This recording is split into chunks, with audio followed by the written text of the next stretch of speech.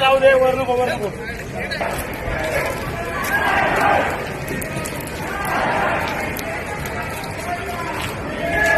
आम्हाला पैशांनी विकत घेतलेले फक्त पैशांची